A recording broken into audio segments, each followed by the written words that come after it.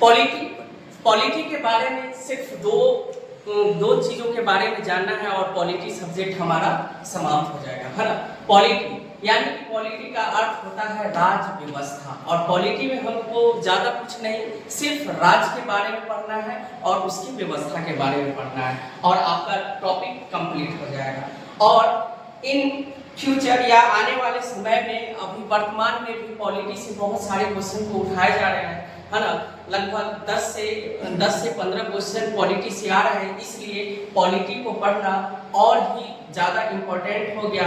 और हमारा जो सब्जेक्ट है राज व्यवस्था यानी कि पॉलिटी सिर्फ एजुकेशन के लिए ही नहीं, पॉलिटी एक ऐसा सब्जेक्ट है जो आपके आने वाले एग्जाम में भी हेल्प करेंगे और तो और आप क्या है, आपकी अहमियत क्या है, इसके बारे में भी पॉलिटी आपको बताता है। इसलिए राज व्यवस्था को हम सभी को अच्छे से समझना भी चाहिए और पढ़ना भी चाहिए, क्योंकि हमारे जीवन में ये पॉलिटी के जितने भी आपके अधिकार हैं, आपके मौलिक कर्तव्य क्या है, आपके मौलिक अधिकार क्या है, इन सभी के बारे में आप सभी को ये जानकारी देता है। तो चलिए अब इसमें हम राज और व्यवस्था के बारे में पढ़ते हैं। राज व्यवस्था यानी कि पॉलिटी जो है दो शब्दों से मिलकर बना है, एक राज्य हो गया प्लस व्यवस्था, है ना। बस इन्हीं दो शब्दों को हम लोगों को समझना है। तो राज व्यवस्था को समझने से पहले हम राज्य के बारे में समझने का प्रयास करेंगे। राज्य है क्या, तो राज्य का निर्माण हुआ कैसे, तो चलते हैं लगभग 100 अरब वर्ष पहले की बात है कि हमारा पृथ्वी का निर्माण हुआ।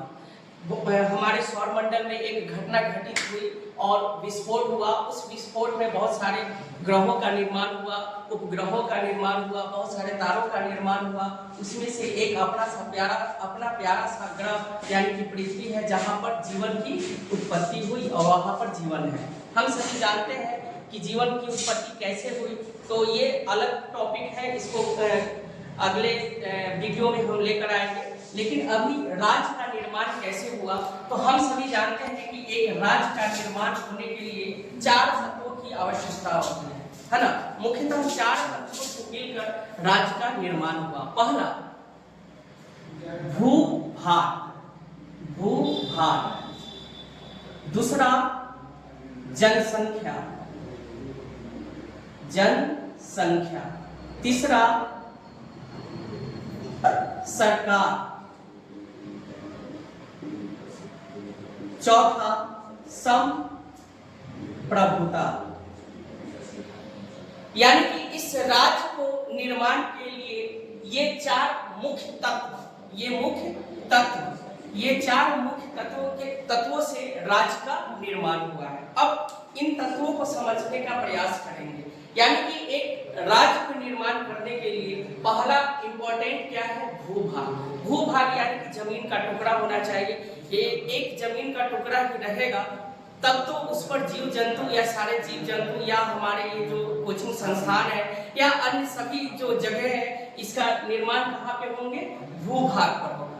और मान लेते हैं कि भूभाग है और भूभाग पर रहने के लिए कोई लोग नहीं है, जीव जंतु नहीं है, तो ये मेरा राज्य का निर्माण नहीं हो पाएगा। तो राज्य के निर्माण के लिए बेसिक 2 चीजों की आवश्यकता होती है, भूभाग और जनसंख्या। ये दोनों जो है हमारे बेसिक स्ट्रक्चर हुए, बेसिक स्ट्रक्चर हुए। यानी कि पहले राज्य के निर्माण के लिए भूभाग और उस पर रहने के लिए जनसंख्या होनी चाहिए। अगर ये दोनों आ गए तो इन जनसंख्या को कंट्रोल करने के लिए एक सरकार की होनी चाहिए। सरकार से हम समझ सकते हैं, सरकार यानी कि एक नियम कायदा कानून, किसी भी ग्रुप को, किसी भी संघ को कंट्रोल करने के लिए उसके लिए एक सरकार होनी चाहिए। यानी कि भूभाग पर रहने के लिए जनसंख्या और जनसंख्या को कंट्रोल करने के लिए सरकार होनी चाहिए। और इस सरकार कैसे होनी चाहिए, ये संप्रभुता का अर्थ होता है स्वयं की सरकार, संप्रभुता का अर्थ होता है जनता की सरकार या स्वयं की सरकार। तो इन 4 तत्वों से मिलकर हमारा ये इस प्यारा सा राज्य का निर्माण हो गया। अब ये इन 4 तत्वों से मिलकर हमारा राज्य का निर्माण हुआ। इन राज्यों को पहले छोटे छोटे कस्बों में, जैसे हम सभी जानते हैं कि आज भी वैसे लोग मिलते हैं, जो आदि मानव होते हैं छोटे छोटे कस्बों में पहले घुमक्कड़ लोग होते थे, है ना, अपने भोजन की तलाश के लिए इधर उधर जाकर अपना भोजन की तलाश करते थे। जब वहाँ का भोजन समाप्त हो जाते थे, भोजन में वे लोग अपने जीव जंतु को मारकर खाते थे। ऐसे घुमक्कड़ लोग आज भी है ना, जिसके हम आम भाषा में देहाती भाषा में हम बोल सकते हैं, जिसे नट लोग को उदाहरण दे सकते हैं। आदि मानव के रूप में वे ही सब है। तो ये मान लेते हैं कि ये छोटे छोटे कस्बे हुए, एक छोटे कस्बे का निर्माण हुआ। इसको कंट्रोल करने के लिए इसमें से कोई किसी एक बुजुर्ग को दे देता था कि हाँ भाई इनकी बातों को मान लेंगे। अब इसकी जनसंख्या बढ़ने लगी तो इस कस्बा में से यहाँ पर एक कस्बा बन गया। ऐसे ही छोटे छोटे कस्बों का निर्माण हुआ और इन कस्बों को मैकियावेली ने स्टेटो नाम दे दिया। इस छोटे छोटे कस्बों को मैकियावेली ने क्या नाम दे दिया? स्टेटो नाम दे दिया। और इसी स्टेटो से हमारा स्टेट का नामकरण हुआ, जिसका हिंदी मीनिंग होता है राज, जिसका हिंदी मीनिंग होता है राज। इस प्रकार हम बोल सकते हैं कि एक राज्य का निर्माण करने के लिए 4 तत्वों की आवश्यकता होती है, जिनमें सबसे पहला मुख्य 2 होते हैं, यानी कि बेसिक भौतिक आधार भूभाग और उस पर जनसंख्या। क्योंकि हम सभी जानते हैं कि भूभाग हो और उस पर अगर कोई लोग नहीं रहे, जनसंख्या नहीं रहे, तो इस भूभाग का कोई महत्व नहीं।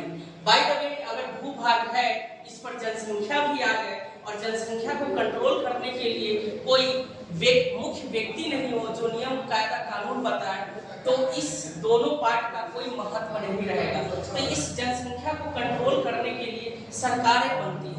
सरकारें यानी कि छोटी सी छोटी कस्बा का भी एक मुखिया होता है जो अपने कस्बे का संचालन करती है।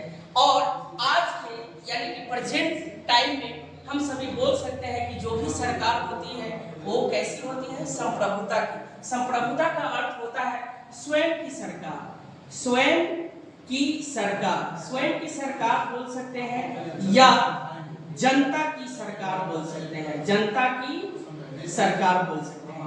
यानी कि सरकार भी कैसे होनी चाहिए?